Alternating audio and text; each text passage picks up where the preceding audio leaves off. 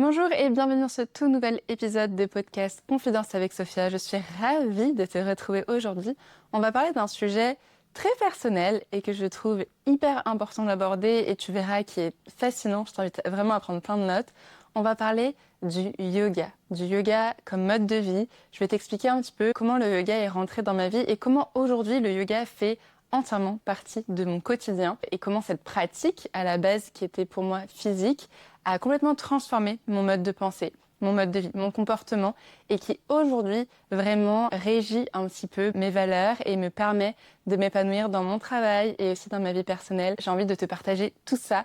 Donc, sois bien à l'écoute parce que je vais te donner beaucoup d'informations qui, je l'espère, provoqueront un peu ce déclic comme moi j'ai pu l'avoir il y a quelques années. Alors, pour tout savoir sur le yoga, ma rencontre avec cette pratique a eu lieu en 2013. Je me rappelle encore, j'étais étudiante au Canada, j'étais une femme très stressée. Je t'en ai déjà parlé précédemment, mais vraiment le stress et l'anxiété faisaient entièrement partie de mon quotidien. Il n'y avait pas une journée où je ne me sentais pas stressée ou anxieuse. Et ça prenait tellement de place que si tu veux, j'avais vraiment la sensation d'étouffer au quotidien. Et je me rappelle, j'avais mes colocs à l'époque qui m'avaient recommandé de faire une activité physique. On me disait non mais tu sais Sophia, faut vraiment que tu fasses quelque chose, que tu ailles bouger ton corps, etc. Et on était allé s'inscrire à différents cours de sport pour voir un petit peu lequel allait me convenir le plus. Et j'allais à différents cours et je me disais mais c'est pas du tout ça que je recherche. C'est pas comme ça que j'ai envie de pratiquer, d'évacuer mon stress et mon anxiété. Il faut que je trouve autre chose. Et un jour, une de mes amies m'a dit « Viens Sophia, je vais t'emmener à un cours de yoga. » Et je me suis dit yoga, t'as cru que j'ai 80 ans ou quoi? Je m'étais vraiment mis en tête que le yoga, c'était pour les vieux. Et j'étais hyper réfractaire à aller à ce cours. Et elle me dit « Non mais tu sais, j'y suis déjà allée plusieurs fois, la prof est géniale, ça va te faire du bien. Vraiment, teste, vas-y sans jugement et tu verras. » Et je vous jure, le moment où je suis rentrée dans cette salle, j'ai senti comme si on m'avait enlevé ma carapace. On m'avait enlevé cette charge lourde que j'avais sur mes épaules et sur ma poitrine. On l'avait mise de côté et on m'avait dit « Ok, là, Sophia, tu peux être toi-même, tu as le droit de respirer et d'être juste pleinement toi. » Et j'étais arrivée dans un cours, c'était un cours de Yin Yoga. Donc en plus de ça, c'était très doux. Et la prof chantait des mantras. Et à ce moment-là, mon cerveau reptilien me disait « Non mais en fait, c'est quoi ce délire? Tu es dans une secte, qu'est-ce que tu es en train de faire? Ça va pas du tout, faut que tu sortes d'ici, c'est pas fait pour toi. » Et j'avais encore ce jugement-là qui prenait de la place dans ma tête, mais mon corps et mon esprit étaient comme apaisés. Et je suis sortie de ce cours et je me suis dit, franchement, ça m'a fait énormément de bien, mais je sais pas si c'était fait pour moi. Et en fait, au fur et à mesure, j'ai commencé à prendre goût. Et j'allais régulièrement à ces cours de Yin Yoga. Et au fur et à mesure que j'ai pu découvrir les bienfaits de cette pratique sur mon mental, sur ma gestion émotionnelle et surtout la gestion de mon stress, je me suis dit pourquoi pas commencer à le pratiquer même à la maison. Et donc à l'époque, je regardais des vidéos sur YouTube et je me disais j'ai pas vraiment de moyens, donc je peux pas me payer un studio tous les jours. Et donc je regardais ces vidéos, je regardais ces méditations et je pratiquais 10 minutes, 15 minutes, etc. Et à chaque fois, j'avais cette sensation de ça fait trop du bien, je me sens super en paix, j'ai envie de continuer et de rester dans cette vibe un petit peu plus longtemps. Et j'ai quitté le Canada, bref, il y a eu toute une histoire. Je vous raconterai ça un petit peu plus tard, dans d'autres épisodes, mais je me suis retrouvée à travailler. Et donc là, voilà, t'es dans un CDI, t'as énormément de stress, t'as énormément de contraintes, de charges, de choses comme ça. Et j'ai commencé à investir encore plus dans mon bien-être. Mais j'étais toujours réfractaire avec cette idée de mode de vie. Pour moi, c'était vraiment purement une activité physique, mais qui me permettait de me relaxer. C'était pas quelque chose que je pouvais pratiquer au quotidien parce que dès que je sortais de la salle, c'était comme si, bim, il y avait toute la réalité qui me revenait à la figure, je me prenais une grosse claque et je me disais, non mais en fait, voilà, tu vois Sophia, c'est un peu ton monde idéal, c'est ton petit rêve, mais la réalité, elle fait que tu ne pourras jamais avoir ces sensations-là dans ton monde physique. Que nenni, bien entendu. Il a fallu que j'aille en vacances à Bali avec ma mère, où j'ai rencontré comme je vous en ai déjà parlé, un monsieur qui a absolument remis en question toutes mes croyances et surtout mon mode de vie. À 25 ans, j'étais incapable de dire si j'étais heureuse dans ma vie. Je ne pouvais pas répondre à cette simple question. Et de là, Papiquet Toute, c'est comme ça qu'il s'appelle, m'a gentiment semé la petite graine dans ma tête et m'a dit « Sophia, si à 25 ans tu ne sais pas si tu es heureuse, alors vraiment il y a un problème, il faut que tu revoies ton mode de vie. » Et c'est là que j'ai décidé d'investir en moi et de parier un petit peu plus sur la vie. À ce moment-là, le yoga commence à prendre vraiment beaucoup de place et surtout ce voyage à Bali où j'ai pas mal pratiqué le yoga m'a redonné envie de croire au fait que c'était possible de vivre une vie alignée, une vie où on était en paix et que en fait le stress et l'anxiété que je ressentais, c'était pas une réalité. C'est pas parce que j'ai ressenti ça que toute ma vie, en fait, je vais ressentir du stress et de l'anxiété. Donc, à partir de là, j'ai commencé un petit peu à challenger mes croyances et j'ai commencé à revoir un petit peu mon mode de vie. Et le jour où j'ai pris la décision de quitter mon CDI à Paris pour me former au yoga, je me rappelle encore la tête de de mon manager qui me disait mais le yoga, genre Sophia, tu es sûre depuis quand? Enfin, t'es à fond là-dedans et tout. Et je leur disais en fait, j'ai toujours eu cette partie de moi qui avait envie d'apprendre à gérer mes émotions, gérer mon stress, gérer mon anxiété, me reconnecter à mon corps. Mais j'étais bloquée à l'idée de m'ouvrir à cette pratique qui, je savais, allait chambouler toute mon existence et chambouler mon mode de vie. Et ça n'a pas loupé. Quand j'ai pris la décision de quitter du coup Paris pour me former au yoga à Bali, je pensais toujours pas que j'allais enseigner le yoga. Je me suis dit, je fais ça pour moi, je me fais une pause d'un mois pour me reconnecter à moi-même. J'ai des économies de côté, je vais en profiter pour vraiment avoir ces 3 semaines, comme si je faisais 3 semaines de pures vacances. Je me rappelle encore à mon premier teacher trainings, je me disais, mais waouh, c'est si beau de voir ces professeurs qui sont épanouis, qui sont heureux de partager leurs connaissances, qui sont vraiment à leur place, bien dans leur peau. Et j'aimerais tellement avoir moi aussi un métier, une passion, quelque chose qui fait que voilà, je vais travailler et je suis juste bien.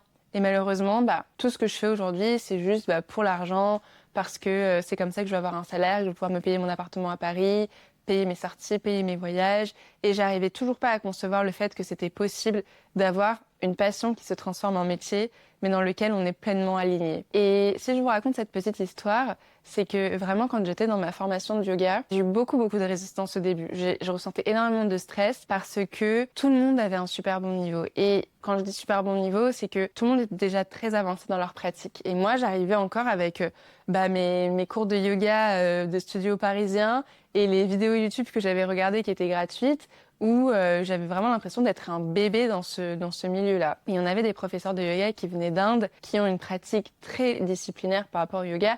Et je me disais, mais mon Dieu, mais comment est-ce que je vais réussir à partager ces connaissances? Comment est-ce que je vais réussir à offrir en fait au monde ces informations-là? Je me sentais juste pas capable et pas prête en fait. Je me disais, mais je vais jamais y arriver. Et une de mes professeurs de yoga, Edelina, qui est aujourd'hui une très très très bonne amie, est venue me voir et m'a dit « Sophia, je le vois, t'as un super bon cœur, t'as envie de partager plein de choses, mais tu vis dans ta tête, tu vis dans ton mental et ton mental te bouffe tellement l'esprit que t'arrives pas à être en paix avec toi-même et donc t'es constamment en conflit. » Et là, ça a fait un peu un déclic et je me suis dit « Mais elle a tellement raison, j'ai mon cœur qui a envie de quelque chose et j'ai ce conflit dans ma tête qui me répète constamment que je peux pas faire ci, je peux pas faire ça, je suis pas capable. » Et j'avais toutes ces croyances limitantes qui me venaient à la figure et je me disais mais est-ce que je vais même y arriver un jour de me libérer de ce mental, me libérer de cette anxiété que ce mental me procure. Et j'ai découvert par la suite la pratique du Kriya Yoga. Vous savez, cette pratique que j'enseigne énormément aujourd'hui, surtout dans les retraites. Cette pratique de libération émotionnelle qui, moi, vraiment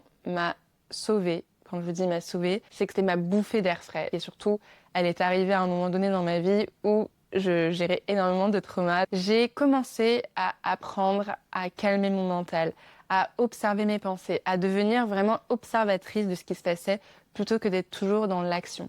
Et vous savez, dans la vie, parfois, on a notre mental qui nous envoie une pensée. Et le problème, c'est qu'on y répond directement. On ne prend pas de recul, on ne se dit pas « Attends, j'appuie sur pause, j'observe cette pensée. Qu'est-ce qu'elle veut me dire? C'est quoi le message qu'elle me transmet ?» pour après y répondre. Non, on a un message qui intervient, bim, on passe à l'action, bim, on réagit, bim, on répond mentalement. Et c'est comme ça qu'on est dans un cycle et constamment, en fait, on vit dans le stress et l'anxiété parce qu'on est toujours dans le faire, faire, faire, faire, faire. Et pendant mon Waititi, j'ai découvert qu'en fait, nous étions des êtres humains. Quand je dis êtres humains, qu'est-ce que j'entends par là? On est des êtres. Par définition, qu'est-ce que ça veut dire être? On est plein d'émotions, d'énergie. On est là pour vivre des expériences. Nous ne sommes pas des machines. On n'est pas des fers humains, constamment à être bloqués par des to-do list à rallonge, à devoir répondre à toutes les injonctions de la société et celles du travail, les responsabilités, etc. On est là pour vivre. Et c'est vraiment dans cette formation de yoga que je me suis rendu compte que je ne vivais pas ma vie. J'étais tout le temps dans l'action, en pensant qu'en fait, j'étais l'actrice de ma vie parce que j'étais tout le temps en train d'agir. Mais en réalité, non, j'étais tout le temps en train de fuir une réalité. Et je pensais que je vivais. Alors que tout ce que j'étais en train de faire, c'était fuir qui j'étais vraiment. Et je vous jure, quand je vous dis que j'ai appris à me reconnecter à mon être et je savais même pas ce que c'était, c'est que jusqu'à mes 26 ans, j'étais en train de vivre en mode pilote automatique, comme si j'étais un robot. Et je cachais toute mon humanité.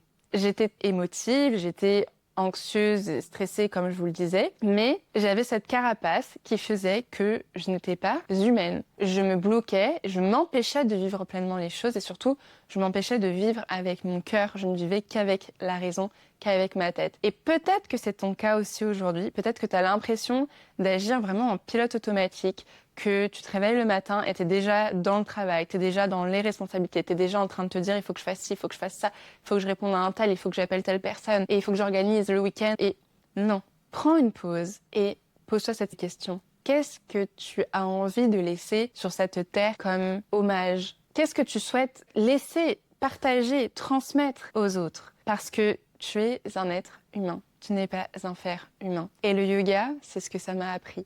Le yoga n'est pas juste une pratique sportive. Le yoga, c'est un mode de vie.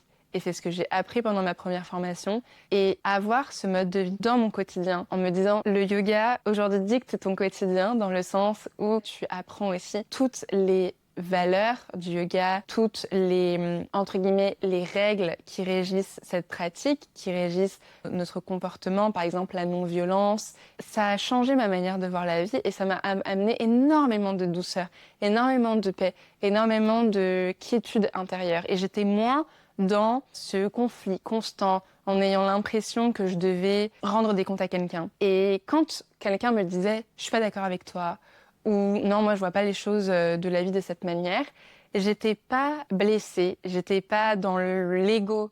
Prends du recul, appuie sur pause et observe. Qui es-tu vraiment et qu'est-ce que tu souhaites laisser sur cette terre? Et chaque jour, je me pose cette question. Et chaque jour, quand je vais me coucher, je me dis, est-ce que tu es fière de ce que tu as partagé aujourd'hui? Est-ce que tu es fière de ce que tu as laissé comme empreinte émotionnelle, énergétique? Quel message t'as transmis aux personnes que tu as rencontrées? Ou est-ce qu'au contraire, tu dis que tu aurais pu mieux faire? Et c'est que comme ça que je deviens une meilleure personne. Et aujourd'hui, dans mon quotidien, le yoga est présent partout. Je me réveille le matin, je prends toujours un instant pour observer comment est-ce que je vais, comment je me sens, comment va mon corps. Je vais bouger mon corps grâce aux asanas. Je vais pratiquer de la méditation pour calmer mon mental, surtout observer aussi comment il va, quel genre de pensée est-ce que je cultive à ce moment-là.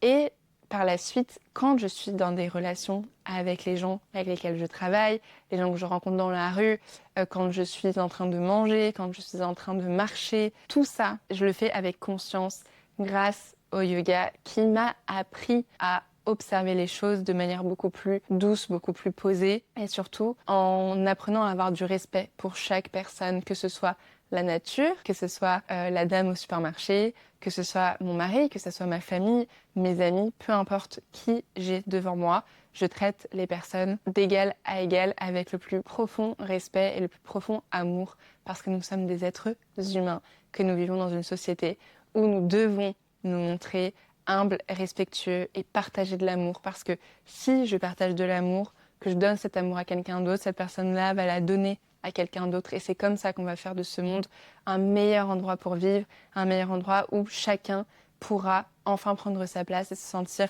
pleinement valorisé. Parce que si je délaisse de la haine, de l'ego, de la colère, qu'est-ce qui va se passer? Cette personne-là va aussi déverser cette colère à quelqu'un d'autre. Et je crée en fait une chaîne de haine, une chaîne de douleur, une chaîne de peine. Et c'est pas du tout ça que je veux. J'ai envie d'aller me coucher et de me dire, j'ai été un maillon dans la positivité et l'amour que la Terre est en train de vivre et de partager, et que ces personnes-là vont pouvoir prendre de ce que je leur ai donné pour en faire quelque chose d'encore plus positif. C'est un petit peu l'idée de ce que j'ai envie de te partager aujourd'hui. Et comme je te disais, le yoga est vraiment un mode de vie donc, que tu peux découvrir dans les Yoga Sutras de Patanjali. D'ailleurs, je te recommande vraiment de lire ce livre si tu souhaites te former au yoga et que tu souhaites en apprendre un petit peu plus sur ce qu'est le yoga. Il y a 2000 ans, il y avait des sages dans l'Himalaya qui pratiquaient le yoga. Ils n'arrivaient pas à rester en fait assis des heures et des heures pour méditer et atteindre la pleine conscience. Donc la pratique physique du yoga a été inventée dans le but d'aider ces sages-là à pouvoir s'asseoir des heures et des heures. Donc toutes les postures que tu pratiques dans un cours de yoga classique a en fait pour objectif de venir te permettre de t'asseoir pour méditer. Donc quand tu te dis aujourd'hui, le yoga c'est pas fait pour moi, ou je suis pas assez flexible, je suis pas assez forte pour faire telle et telle inversion, on s'en fout. C'est pas du tout le but du yoga. Le but du yoga, c'est de retrouver cette union entre ton corps et ton esprit. C'est d'ailleurs la définition même du yoga, c'est l'union du corps et de l'esprit.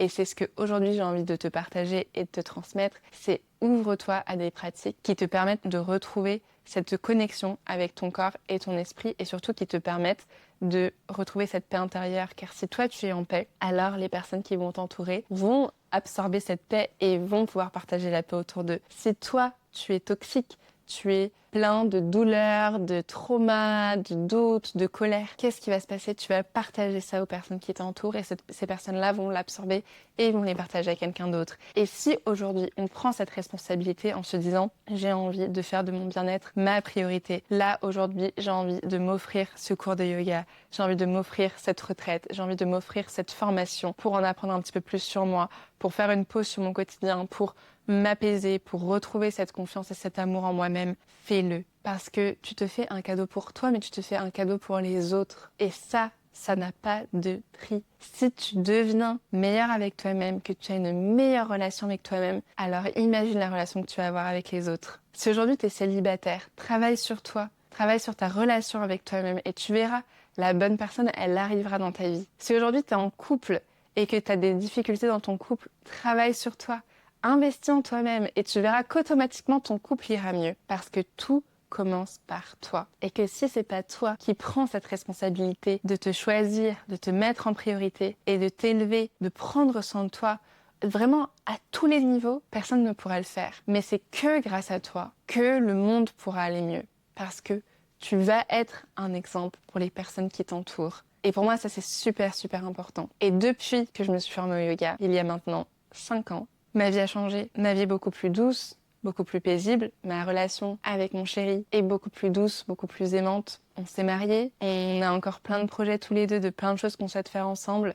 Et je peux te dire qu'il y a 5 ans, notre couple était à ça de passer à la trappe. Et surtout, on était à ça de se séparer parce que je n'allais pas bien et que je partageais cette colère et cette peine à mon compagnon, alors que c'était ma responsabilité de la gérer, de la calmer et surtout de retrouver cet amour que j'ai pour moi. Parce que sans amour pour moi-même, je ne peux pas avoir d'amour pour quelqu'un d'autre. Et ça marche aussi pour toi. Si tu n'as pas d'amour pour toi-même, tu ne pourras pas avoir d'amour pour ta famille, pour ton chéri, ta chérie, peu importe. Prends ce temps pour toi, prends cette pause, offre-toi ce moment où tu vas être enfin en paix avec toi-même, où tu vas pouvoir te retrouver à passer un bon moment, où tu te choisis tout simplement et que tu fais de toi cette priorité. Et je te promets que ça sera le plus beau cadeau que tu vas faire pour toi et pour les personnes qui sont les plus importantes, et par la suite pour le monde. Et ça n'a pas de prix, bien entendu. En tout cas, j'espère que ce podcast t'aura plu. Je t'invite à laisser un commentaire, me poser tes questions. Si tu as des choses que tu n'as pas compris, que tu as envie que je partage un petit peu plus, c'est le moment, partage-moi tout ça. N'oublie pas de t'abonner. Tous les mercredis, je te partage un nouvel épisode. Et j'ai envie de clôturer en te disant ce petit mot. J'espère de tout mon cœur que tu vas retrouver cette paix intérieure,